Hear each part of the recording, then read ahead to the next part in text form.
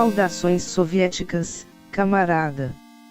Aqui é Maricota, a ginoide que incita a classe trabalhadora desde 1926.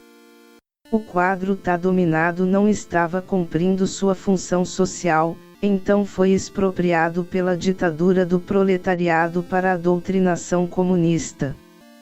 Continuamos a crítica da filosofia do direito de Hegel, de Karl Marx, escrito que marca a transição do jovem Marx à sua maturidade intelectual e política. Marx realiza ferrenhas críticas ao que considera central da obra Princípios da Filosofia do Direito, de Georg Hegel. Marx demonstra todas as fragilidades e contradições do pensamento hegeliano no que concerne à filosofia do direito. Denuncia as análises idealistas e abstrações de Hegel sobre a ideia abstrata, o estado ideal e o estado abstrato, em relação ao estado real.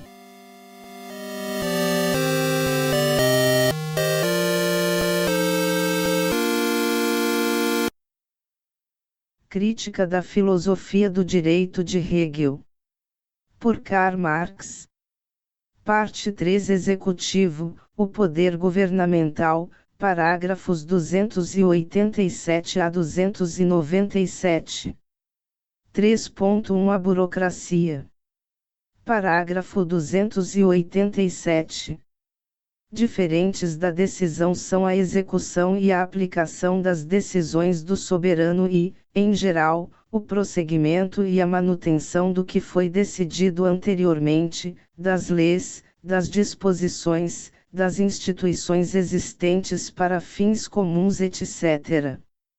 Esta função de subsunção em geral compreende o poder governamental em si, no qual estão, do mesmo modo, compreendidos os poderes judiciário e policial, que têm mais diretamente relação com a particularidade da sociedade civil e fazem valer nestes fins o interesse universal. A explicação ordinária do poder governamental. O que se pode indicar como peculiar a Hegel é, apenas, que ele coordena poder governamental, poder policial e poder judiciário, enquanto geralmente os poderes administrativo e judiciário são tratados como poderes opostos. Parágrafo 288.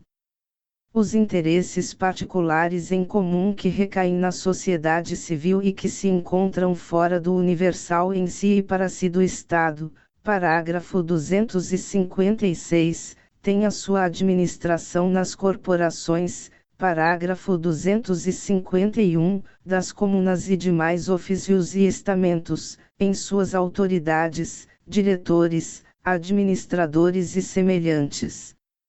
Na medida em que estas questões, das quais eles se ocupam, são, por um lado, a propriedade privada e o interesse dessas esferas particulares e que, segundo este lado, sua autoridade repousa na confiança de seus colegas de estamento e concidadãos e que, por outro lado, esses círculos têm de ser subordinados aos mais altos interesses do Estado, a ocupação destes cargos resultará, em geral, de uma mistura de eleição pública desses interessados e de uma confirmação e determinação superiores. Simples descrição da situação empírica em alguns países. Parágrafo 289. A manutenção do interesse universal do Estado e da legalidade nestes direitos particulares e a recondução destes àquele exige uma gestão da parte dos delegados do poder governamental, dos funcionários estatais executivos e das superiores autoridades consultivas enquanto colegialmente constituídas, que convergem para as instâncias supremas que tocam o monarca. Hegel não desenvolveu o poder governamental. Mas mesmo supondo-se que o tenha feito, ele não demonstrou que esse poder é mais do que uma função, uma determinação do cidadão do Estado em geral, considerando-o como um poder particular, separado, ele deduziu apenas que ele considera os interesses particulares da sociedade civil como interesses que se encontram fora do universal em si e para si do Estado. Como a sociedade civil é o campo de batalha do interesse privado individual de todos contra todos, então tem lugar, aqui, o conflito desse interesse com as questões comuns particulares e o conflito destas, juntamente com aquele, contra os mais elevados pontos de vista e disposições do Estado. O espírito corporativo, que se produz na legitimação das esferas particulares, converte-se em si mesmo, simultaneamente, no espírito do Estado, visto que ele tem, no Estado, o meio de conservação dos fins particulares. Este é o segredo do patriotismo dos cidadãos no sentido de que eles sabem o Estado como sua substância, porque ele conserva as suas esferas particulares, a sua legitimidade e a sua autoridade, assim como o seu bem-estar. No espírito corporativo, na medida em que ele contém imediatamente o enraizamento do particular no universal, encontra-se, portanto, a profundidade e a força que o Estado tem na disposição.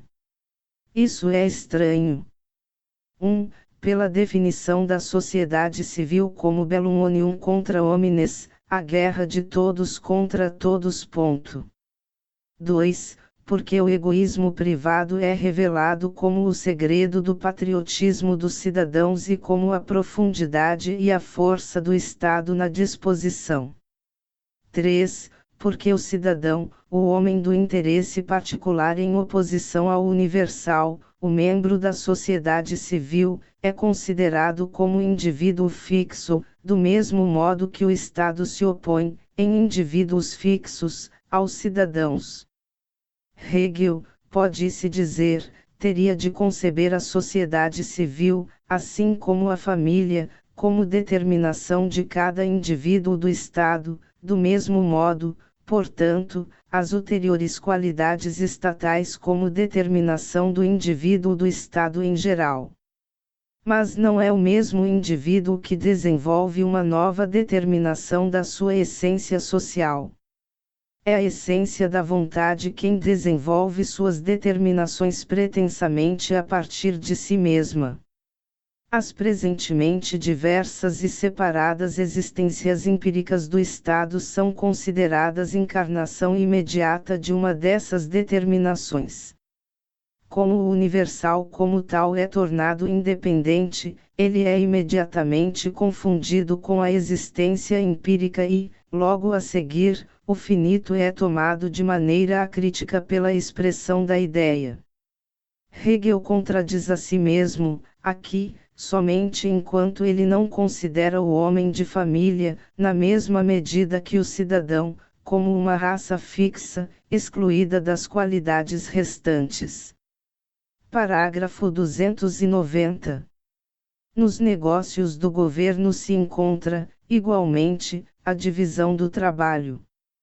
A organização das autoridades tem, nessa medida, a tarefa formal, porém difícil, de fazer com que a vida burguesa, lá onde ela é concreta, seja governada concretamente a partir de baixo, mas de fazer com que essa função seja dividida em seus ramos abstratos, que são geridos pelas autoridades próprias como centros distintos, cuja atividade voltada para baixo, assim como no supremo poder governamental, quem verde novamente para uma visão global concreta. O adendo a essa parte será considerado posteriormente. Parágrafo 291. As tarefas governamentais são de natureza objetiva, para si já decidida segundo a sua substância, parágrafo 287, e devem completar-se e realizar-se por meio de indivíduos. Entre os dois não há qualquer enlace imediato, natural, por isso, os indivíduos não são destinados a elas por meio da personalidade natural e do nascimento. O momento objetivo para a sua destinação àquelas tarefas é o conhecimento e a demonstração de sua aptidão, demonstração que assegura ao Estado aquilo de que ele necessita e, como única condição, assegura simultaneamente, a cada cidadão, a possibilidade de se dedicar ao estamento universal. Parágrafo 292. Como aqui o lado objetivo não reside na genialidade, como, por exemplo, na arte, o lado subjetivo, por meio do qual este indivíduo, dentre vários, e a necessária e indeterminadamente vários, dentre os quais a preferência não é, em absoluto, determinável, é escolhido e nomeado para um cargo e é investido na condução de uma função pública, essa conjunção do indivíduo e do cargo, como dois lados sempre acidentais para si um em relação ao outro, compete ao poder do príncipe enquanto poder estatal. Decisivo e soberano. Parágrafo 293. As funções particulares do Estado que a monarquia outorga às autoridades constituem uma parte do lado objetivo da soberania inerente ao monarca, a sua diferença determinada é dada, do mesmo modo, pela natureza da coisa, e como a atividade das autoridades é o cumprimento de um dever, então sua função é, também, um direito subtraído à acidentalidade. Cabe apenas chamar a atenção para o lado objetivo da soberania inerente ao monarca. Parágrafo 294.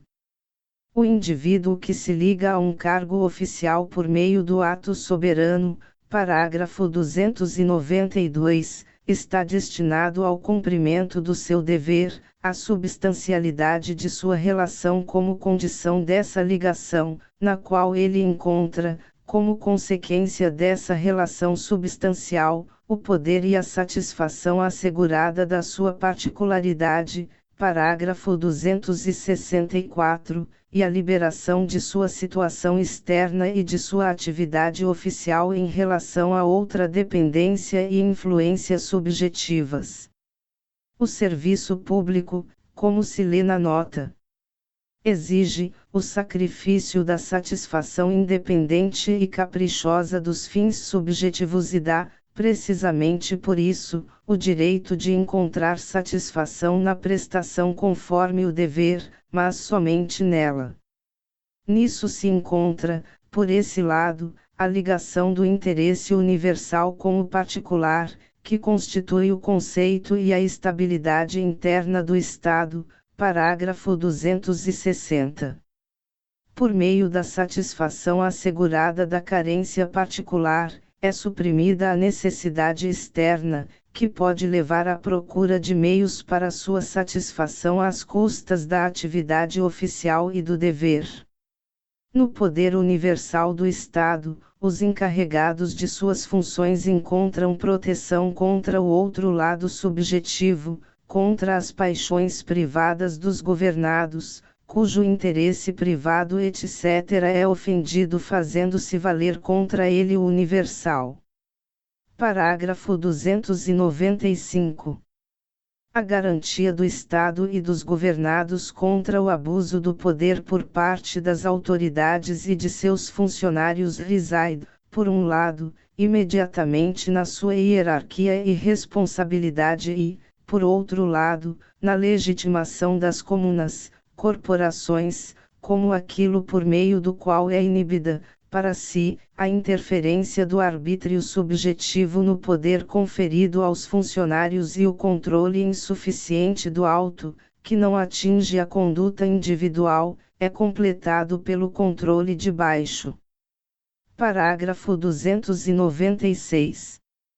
Porém, que a impassibilidade, a legalidade e a benevolência da conduta se tornem costume, isto depende, em parte, da direta formação ética e de pensamento, que serve de contrapeso espiritual àquilo que a aprendizagem das assim chamadas ciências dos objetos dessas esferas, a prática exigida das funções, o trabalho efetivo etc. tem em si de mecânico e algo semelhante. Por outro lado, o tamanho do Estado é um momento capital, por meio do qual tanto o peso dos laços familiares e outros laços privados são enfraquecidos, quanto a vingança, o ódio e outras paixões semelhantes se tornam mais impotentes e, com isso, mais inofensivas, na ocupação com os grandes interesses existentes em um grande Estado. Estes lados subjetivos desaparecem para si e produz-se o hábito dos interesses,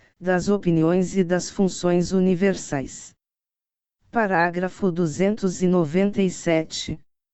Os membros do governo e os funcionários do Estado constituem a parte principal do estamento médio, Hauptteil des Mittelstandes, no qual se encontram a inteligência cultivada e a consciência jurídica da massa do povo.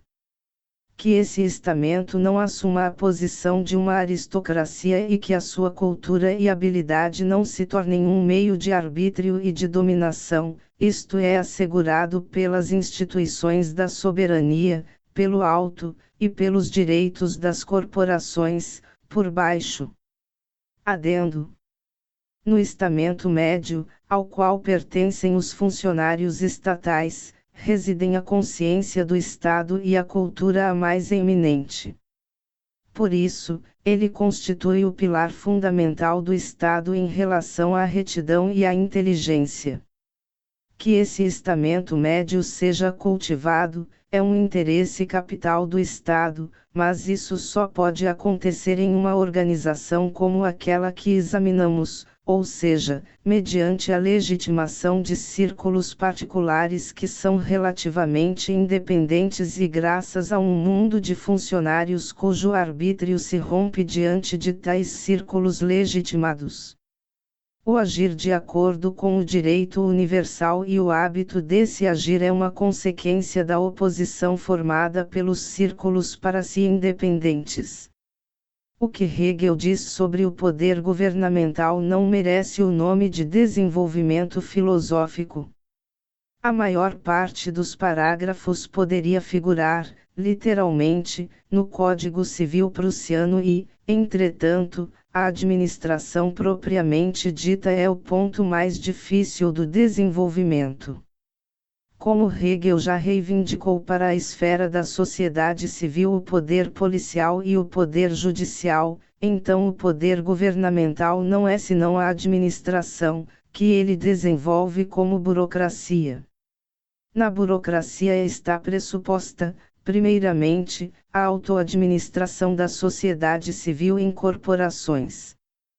A única determinação que a ela se acrescenta é de que a eleição dos administradores, de suas autoridades etc. é uma eleição mista, de iniciativa dos cidadãos e confirmada pelo poder governamental propriamente dito, confirmação superior, como diz Hegel.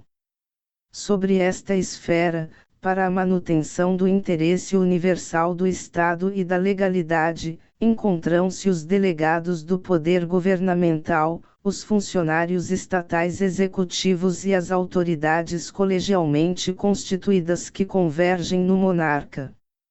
Na função do governo, encontra-se a divisão do trabalho. Os indivíduos devem demonstrar sua capacidade para as funções governamentais, isto é, prestar exames. A escolha dos indivíduos determinados para os cargos públicos compete ao poder soberano do Estado. A distribuição dessas funções é dada pela natureza da coisa. A função pública é o dever, a vocação dos funcionários do Estado. Eles devem ser, portanto, remunerados pelo Estado. A garantia contra o abuso da burocracia é, por um lado, a hierarquia e a responsabilidade dos funcionários e, por outro lado, a legitimação das comunas, corporações. Sua humanidade depende, de um lado, da direta formação ética e de pensamento e, de outro, do tamanho do Estado. Os funcionários constituem a parte principal do estamento médio. As instituições da soberania, pelo alto, e os direitos das corporações, por baixo, protegem contra a transformação desse estamento em aristocracia e dominação. O estamento médio é o estamento da cultura. Voiuatu, isso é tudo. Hegel nos dá uma descrição empírica da burocracia, em parte como ela realmente é, em parte segundo a opinião que ela tem de seu próprio ser. Com isso, o difícil capítulo do poder governamental está concluído. 3.2 A separação do Estado e sociedade civil. Hegel parte da separação entre Estado e sociedade civil, entre os interesses particulares e o universal que é em si e para si, e a burocracia está, de fato, baseada nessa separação.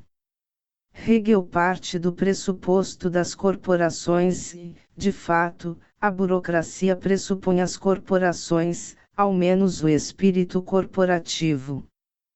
Hegel não desenvolve nenhum conteúdo da burocracia, mas apenas algumas determinações gerais de sua organização formal e, certamente, a burocracia é apenas o formalismo de um conteúdo que está fora dela. As corporações são o materialismo da burocracia e a burocracia é o espiritualismo das corporações. A corporação é a burocracia da sociedade civil, a burocracia é a corporação do Estado. Por isso, na realidade, ela se defronta, na condição de sociedade civil do Estado, com o Estado da sociedade civil, com as corporações. Lá onde a burocracia é um novo princípio, onde o interesse universal do Estado começa a se tornar para si um interesse à parte e, com isso, real, ela luta contra as corporações como toda consequência luta contra a existência de seus pressupostos. Em contrapartida, tão logo a vida real do Estado desperta e a sociedade civil se liberta das corporações a partir de um impulso racional, a burocracia procura restaurá-las, pois, desde o momento em que cai o Estado da sociedade civil, cai também a sociedade civil do Estado. O espiritualismo desaparece com o materialismo a ele contraposto. A consequência luta pela existência de seus pressupostos, tão logo um novo princípio luta, não contra a existência, mas contra o princípio dessa existência. O mesmo espírito que cria, na sociedade, a corporação, cria, no Estado, a burocracia. Portanto, logo que o espírito corporativo é atacado o espírito da burocracia, e se, antes, a burocracia combateu a existência das corporações para criar espaço para sua própria existência, agora ela busca manter à força a existência das corporações para salvar o espírito corporativo, seu próprio espírito. A burocracia é o formalismo de Estado da sociedade civil. Ela é a consciência do Estado, a vontade do Estado, a potência do Estado como uma corporação, em contraposição ao particular. O interesse universal pode se manter apenas como um particular, tanto quanto o particular, contraposto ao universal, mantém-se como um universal. A burocracia deve, portanto, proteger a universalidade imaginária do interesse particular, o espírito corporativo, a fim de proteger a particularidade imaginária do interesse universal, seu próprio espírito. O Estado deve ser corporação tanto quanto a corporação quer ser Estado, como uma sociedade particular, fechada, no Estado. Mas a burocracia quer a corporação como uma potência imaginária. De fato, também cada corporação tem, como seu interesse particular, esta vontade contra a burocracia, mas ela quer a burocracia contra a outra corporação, contra o outro interesse particular. Portanto, a burocracia traz consigo, como corporação acabada, a vitória sobre a corporação, como burocracia inacabada. Ela rebaixa a corporação a uma aparência e quer rebaixá-la a esta condição, ao mesmo tempo em que pretende que esta aparência exista e creia em sua própria existência. A corporação é a tentativa da sociedade civil de se tornar Estado, mas a burocracia é o Estado que se fez realmente sociedade civil. O formalismo de Estado, que é a burocracia, é o Estado como formalismo, e como tal formalismo Hegel a descreveu. Que este formalismo de Estado se constitua em potência real e que ele mesmo se torne o seu próprio conteúdo material, isto é evidente na medida em que a burocracia é uma rede de ilusões práticas, ou seja, a ilusão do Estado. O espírito burocrático é um espírito profundamente jesuítico, teológico. Os burocratas são os jesuítas do Estado, os teólogos do Estado. A burocracia é a Republique Prêtre, a República dos Frades. Visto que a burocracia é, segundo a sua essência, o Estado como formalismo, então ela o é, também, segundo a sua finalidade. A finalidade real do Estado aparece à burocracia, portanto, como uma finalidade contra o Estado. O espírito da burocracia é o espírito formal do Estado.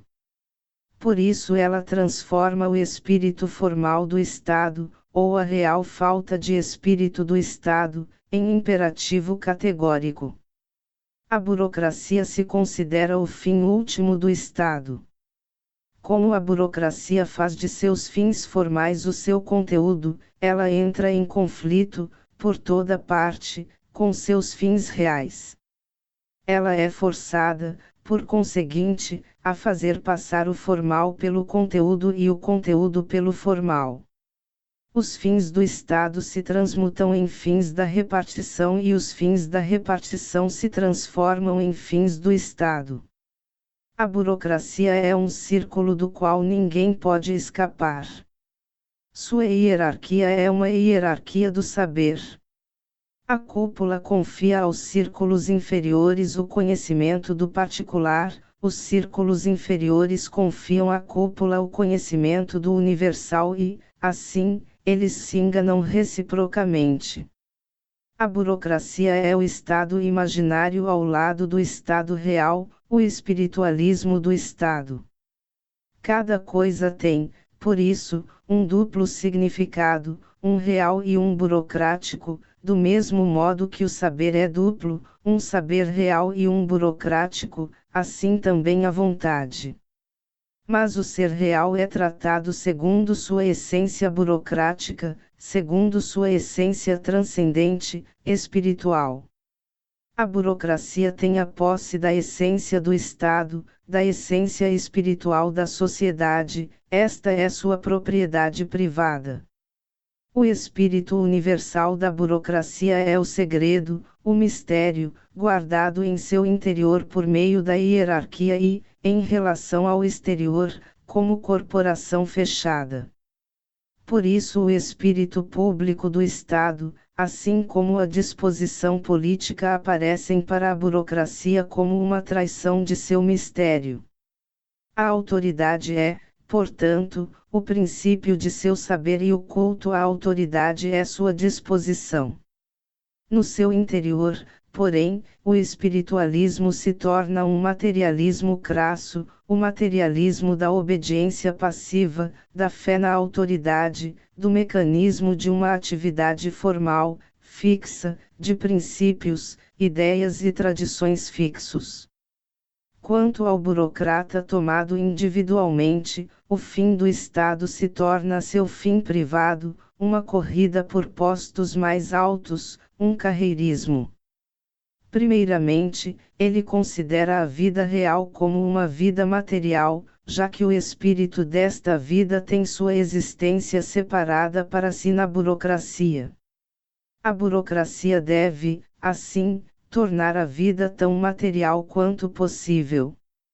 Em segundo lugar, a vida é, para o burocrata quer dizer, na medida em que ela se torna objeto da atividade burocrática, material, pois seu espírito lhe é prescrito, sua finalidade existe fora dele, sua existência é a existência da repartição.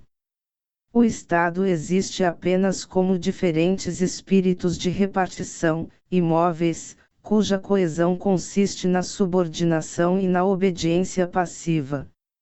A ciência real aparece como desprovida de conteúdo, assim como a vida real aparece como morta, uma vez que este saber imaginário e essa vida imaginária valem pela essência. O burocrata deve, por isso, proceder de forma jesuítica para com o estado real, seja este jesuitismo consciente ou inconsciente. Mas é necessário que ele, tendo a ciência como seu oposto, chegue também à autoconsciência e se torne desde já um jesuitismo deliberado. Enquanto, por um lado, a burocracia é este materialismo crasso, o seu espiritualismo crasso se mostra, por outro lado, no fato de ela querer fazer tudo, isto é, de ela fazer da vontade a causa-prima, causa principal. Pois ela é mera existência ativa e recebe o seu conteúdo do exterior e, portanto, só pode demonstrar a própria existência ao formar e limitar este conteúdo. Para o burocrata, o mundo é um mero objeto de manipulação. Quando Hegel chama o poder governamental de lado objetivo da soberania inerente ao monarca, ele está correto no mesmo sentido de que a Igreja Católica era a existência real da soberania, do conteúdo e do espírito da Santíssima Trindade. Na burocracia, a identidade do interesse estatal e do fim particular privado está colocada de modo que o interesse estatal se torna um fim privado particular, contraposto aos demais fins privados. A supressão da burocracia só pode se dar contanto que o interesse universal se torne realmente e não, como em Hegel, apenas no pensamento, na abstração interesse particular, o que é possível apenas contanto que o interesse particular se torne realmente universal. Hegel parte de uma oposição irreal e a conduz somente a uma identidade imaginária, ela mesma, em verdade, uma identidade contraditória. Uma tal identidade é a burocracia.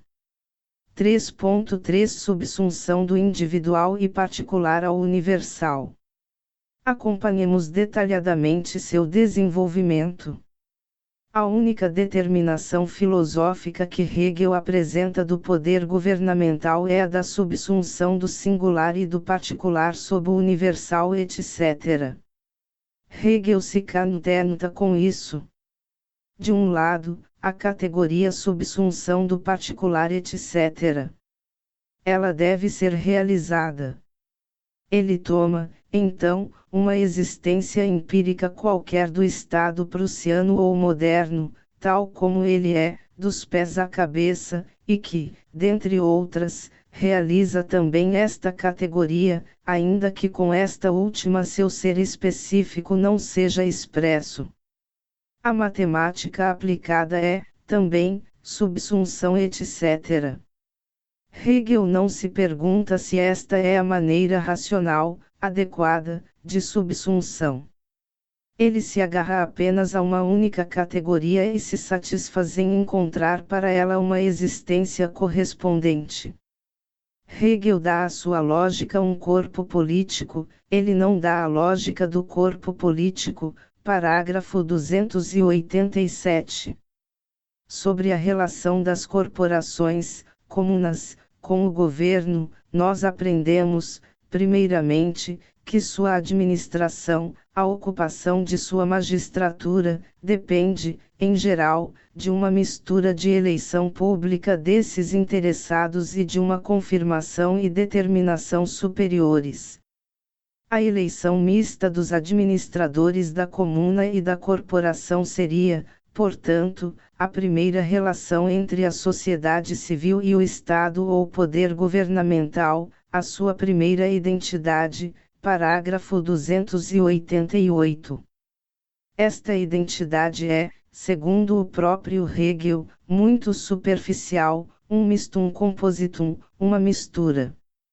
Essa identidade é tanto superficial quanto é aguda a oposição.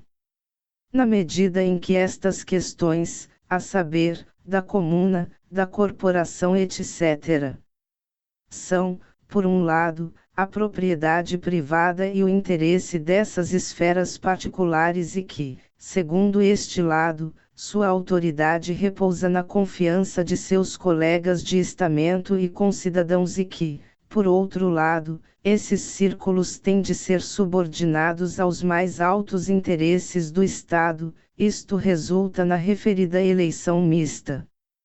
A administração da corporação encerra, portanto, a oposição. Propriedade privada e interesse das esferas particulares contra o mais alto interesse do Estado, oposição entre propriedade privada e Estado. É desnecessário ressaltar que a solução desta oposição por meio da eleição mista é uma mera acomodação, uma transação, uma confissão do dualismo não resolvido, ela mesma um dualismo, uma mistura. Os interesses particulares das corporações e das comunas têm, dentro de sua própria esfera, um dualismo que conforma o caráter de sua administração.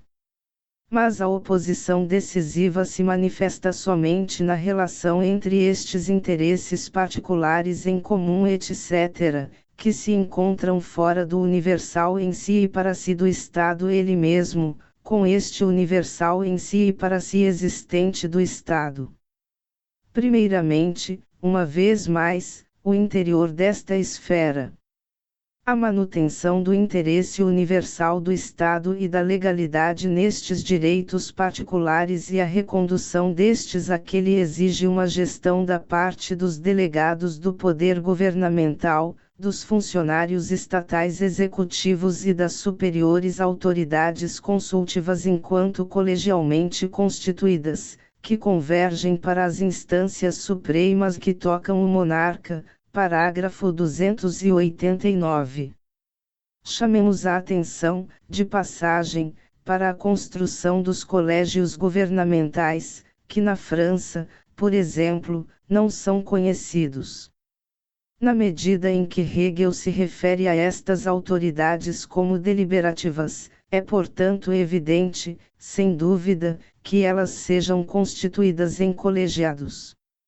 Hegel faz intervir, no interior da sociedade civil, o Estado ele mesmo, o poder governamental, para a gestão do interesse universal do Estado e da legalidade etc., mediante delegados e, segundo ele, precisamente estes delegados do poder governamental, os funcionários estatais executivos, são a verdadeira representação no Estado, não da, mas contra a sociedade civil. A oposição entre Estado e sociedade civil está, portanto, consolidada, o Estado não reside na sociedade civil, mas fora dela, ele a toca apenas mediante seus delegados, a quem é confiado a gestão do Estado no interior dessas esferas. Por meio destes delegados a oposição não é suprimida, mas transformada em oposição legal, fixa. O Estado é feito valer, como algo estranho e situado além do ser da sociedade civil, pelos deputados deste ser contra a sociedade civil. A polícia, os tribunais e a administração não são deputados da própria sociedade civil, que neles e por meio deles administra o seu próprio interesse universal, mas sim delegados do Estado para administrar o Estado contra a sociedade civil. Hegel explicita com franqueza esta oposição mais adiante, no comentário supracitado. As tarefas governamentais são de natureza objetiva, para si já definida, parágrafo 291. Disso Hegel conclui que elas exigem tão pouco uma hierarquia do saber, a ponto de poder ser completamente executadas pela própria sociedade civil. Ao contrário, ele faz a profunda observação de que elas devem ser realizadas por indivíduos e de que entre os dois não reside qualquer enlace imediatamente natural. Alusão ao poder do soberano, que é apenas poder natural do arbítrio e, por isso, pode nascer. O poder soberano não é mais do que o representante do momento natural na vontade, do domínio da natureza física no Estado. Por isso, os funcionários públicos executivos se diferenciam essencialmente do príncipe na aquisição dos seus cargos. O momento objetivo para a sua destinação àquelas tarefas, a saber, as tarefas do Estado, é o conhecimento. O arbítrio subjetivo carece deste momento, e a demonstração de sua aptidão, demonstração que assegura ao Estado aquilo de que ele necessita e, como única condição, assegura simultaneamente, a cada cidadão, a possibilidade de se dedicar ao estamento universal. Essa possibilidade de cada cidadão se tornar servidor público é, portanto, a segunda relação afirmativa entre sociedade civil e Estado, a segunda identidade. Ela é de natureza muito superficial e dualística. Todo católico tem a possibilidade de se tornar padre, isto é, de separar-se dos leigos, do mundo. Com isso, o clero, como potência externa, opõe-se menos ao católico. Que cada um tenha a possibilidade de adquirir o direito de uma outra esfera, demonstra apenas que sua própria esfera não é a realidade desse direito. No Estado verdadeiro, não se trata da possibilidade de cada cidadão dedicar-se ao estamento universal como a um estamento particular, mas da capacidade do estamento universal de ser realmente universal, ou seja, o estamento de cada cidadão. Mas Hegel parte do pressuposto do estamento pseudo-universal, do estamento ilusório universal, da universalidade estamental, particular. A identidade, construída por Hegel, entre sociedade civil e Estado, é a identidade de dois exércitos inimigos, em que cada soldado tem a possibilidade, por meio da deserção, de se tornar membro do exército inimigo e, com isso, de fato, Hegel descreve com exatidão a situação empírica atual. O mesmo ocorre com a sua construção dos exames. Em um estado racional, um exame se faz mais necessário para se tornar sapateiro do que para se tornar funcionário público executivo, pois o ofício de sapateiro é uma habilidade sem a qual se pode ser um bom cidadão do Estado, um homem social, mas o saber político é uma condição sem a qual o homem vive, no Estado, fora do Estado, separado de si mesmo, privado de ar. O exame não é senão uma fórmula maçônica, o reconhecimento legal do saber cívico como um privilégio. O exame, o vínculo do cargo público e do indivíduo, este laço objetivo entre o saber da sociedade civil e o saber do Estado, é apenas o batismo burocrático do saber, o reconhecimento oficial da transubstanciação do saber profano no saber sagrado, e é evidente que, em todo exame, o examinador sabe tudo. Nunca se ouviu falar que os homens de Estado gregos ou romanos tenham prestado exames. Mas o que é um homem de Estado romano em face de um homem de governo prussiano?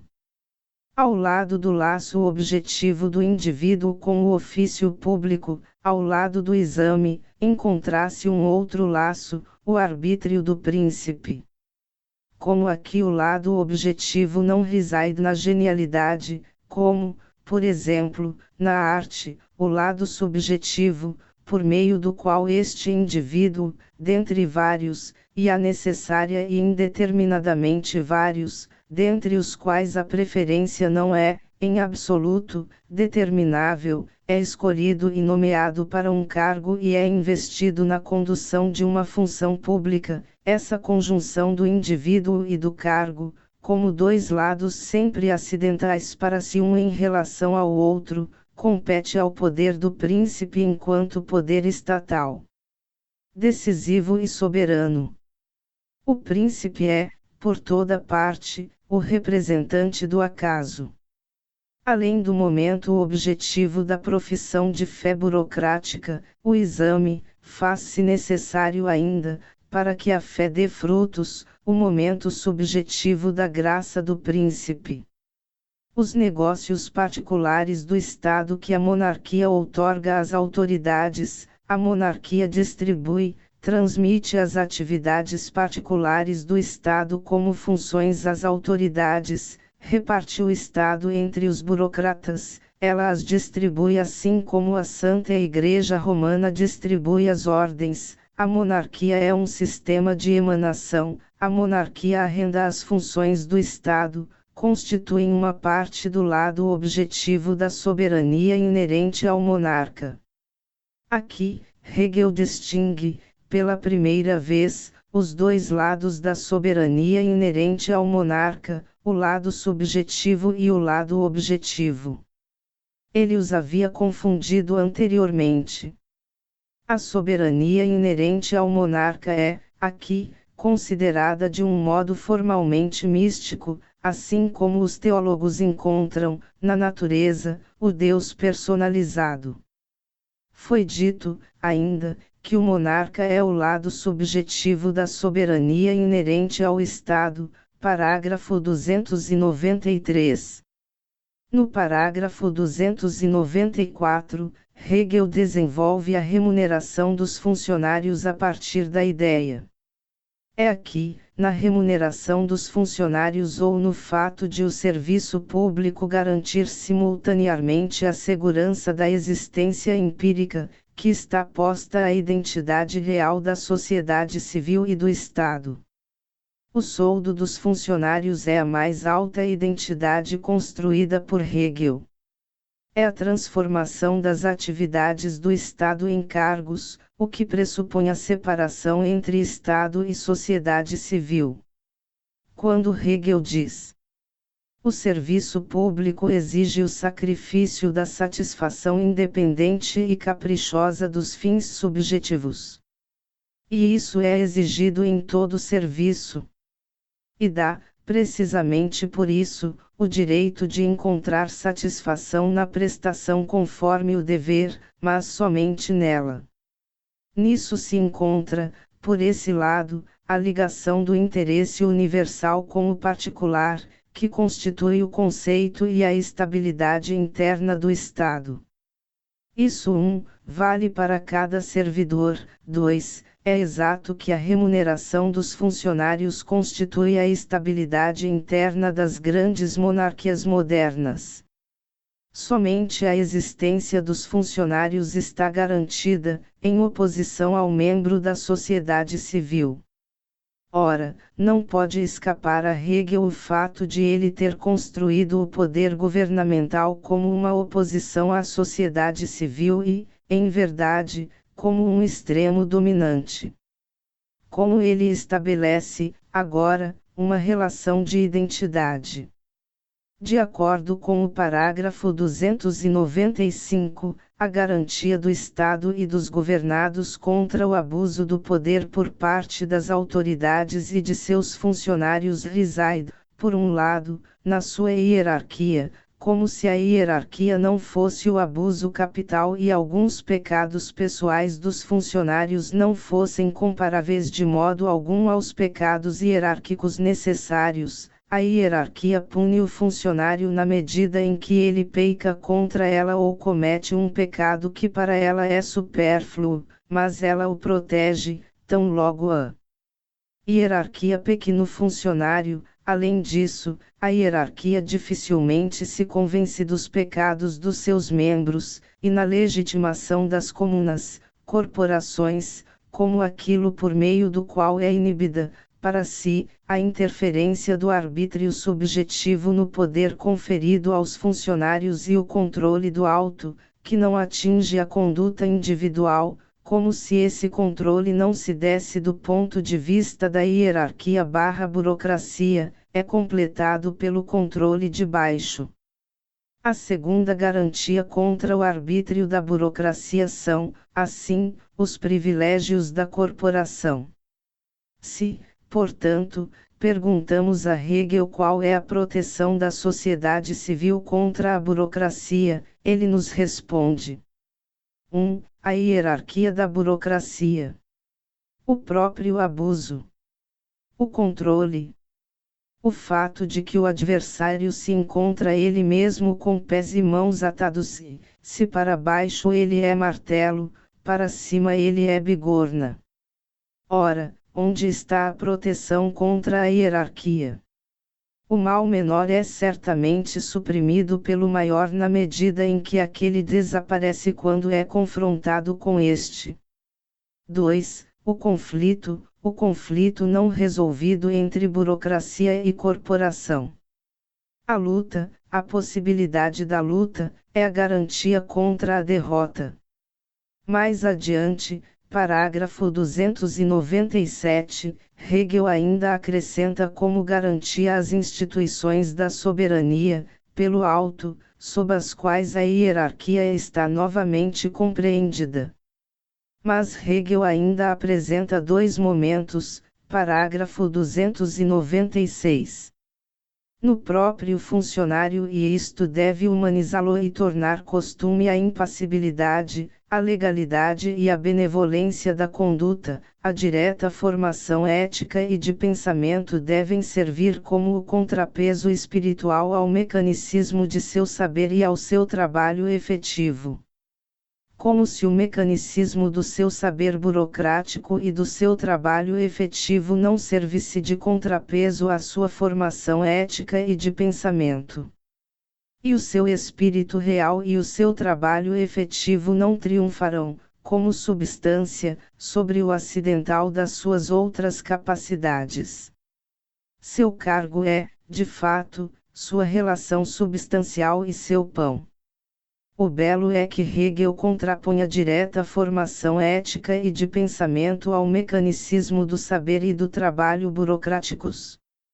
O homem, no funcionário, deve proteger o funcionário contra si mesmo.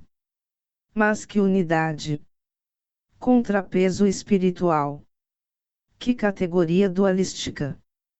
Hegel menciona, ainda, o tamanho do Estado, que, na Rússia, não garante contra o arbítrio dos funcionários estatais executivos e, em todo caso, é uma circunstância que se encontra fora da essência da burocracia. Hegel desenvolveu o poder governamental como funcionalismo público, Staatsbeamtentum. Aqui, na esfera do universal em si e para si do Estado ele mesmo, encontramos somente conflitos não resolvidos. O exame e o pão dos funcionários são as sínteses últimas. Hegel alega a impotência da burocracia, o seu conflito com a corporação, como consagração suprema. No parágrafo 297 é estabelecida uma identidade, na medida em que os membros do governo e os funcionários do Estado constituem a parte principal do estamento médio. Hegel enaltece este estamento médio como o pilar fundamental do Estado em relação à retidão e à inteligência. Adendo ao parágrafo citado. Que esse estamento médio seja cultivado, é um interesse capital do Estado, mas isso só pode acontecer em uma organização como aquela que examinamos, ou seja, mediante a legitimação de círculos particulares que são relativamente independentes e graças a um mundo de funcionários cujo arbítrio se rompe diante de tais círculos legitimados. Certamente, Apenas em uma tal organização o povo pode aparecer como um estamento, o estamento médio, mas é uma organização aquilo que se mantém em funcionamento mediante o equilíbrio dos privilégios. O poder governamental é o mais difícil de ser desenvolvido. Ele pertence a todo o povo num grau muito mais elevado do que o poder legislativo. Hegel exprime mais tarde, na nota ao parágrafo 308, o verdadeiro espírito da burocracia, ao qualificá-la de rotina de funções e de horizonte de uma esfera limitada.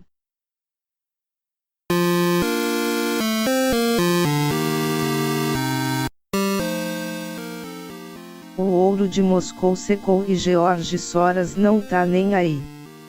Portanto precisamos capitalizar para derrubar o capital. Vai em apoia.se/OcioCast e ajude a causa. Deixe seu comentário em ociolevaauvicio.blogspot.com. Mande sua carta para ociolevaauvicio.podcast@gmail.com. Faça parte dos seguidores de Quelone no Telegram. Pie pra gente no @OcioCast. Nos dê seu coração em @OcioCast. Curta a página fb.com/OcioCast.